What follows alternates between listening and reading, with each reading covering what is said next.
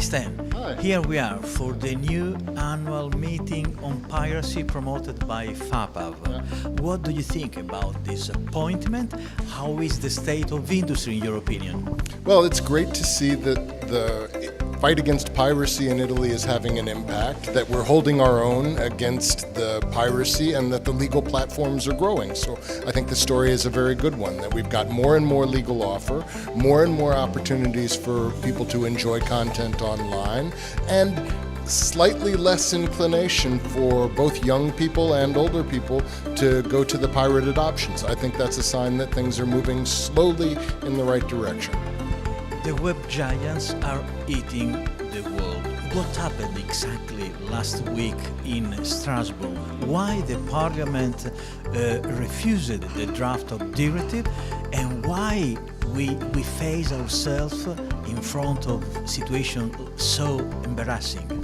Well, we had a very fake news sort of lobbying campaign that tried to equate protecting copyright and the rights of authors with censorship. And it simply isn't the case, but it's an easy argument to try to sell to someone who doesn't want to understand a complicated reality. And the fact is that I think it's a call to action for all of us who stand up for the creative sector, that we have to do a better job of communicating about the jobs and the economic potential that we represent, that there are 12 million people across Europe who work in the creative sectors, that it represents 4.5% of the European economy, and that's a part of the economy that we should be willing to stand up for. You make a reference on fake news. Yeah. Why the beautiful lobbies of web giants put the root of their campaign on the freedom of expression? Yeah, I think it's an appealing argument, because those of us who work in the creative sector, we love freedom of expression too. But there's a big difference between fighting against someone who's stealing from you and limiting someone's freedom of expression. It's not freedom of expression to steal someone else's livelihood. Those 12 million people working in the creative sector, a lot of them for small businesses, they have every right to be paid for what they do.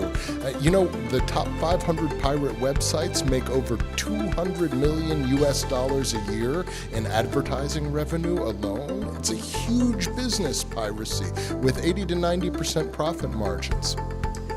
The audiovisual industry must change culture, must change business model, and all the industry is facing artificial intelligence. How the industry can change the attitude? It is changing, and what you see now at a macro level in the global economy is bidding wars for content companies, because people understand now that anyone can make a platform, but making a platform with great content takes a special kind of skill. You don't have to look any farther than some of the user-generated content platforms to see not everything out there on the internet is great content. People know that in the long run, what's going to drive innovation in the digital content space is having great content. So I think more and more we're going to see platforms built around a suite of great content. And that's the way the industry is heading. So this kind of creativity-driven innovation is the future. So the audiovisual industry must run towards the future or not? Yes, absolutely. I think that it's about flexibility. It's about the ability to embrace new approaches to reaching out to consumers.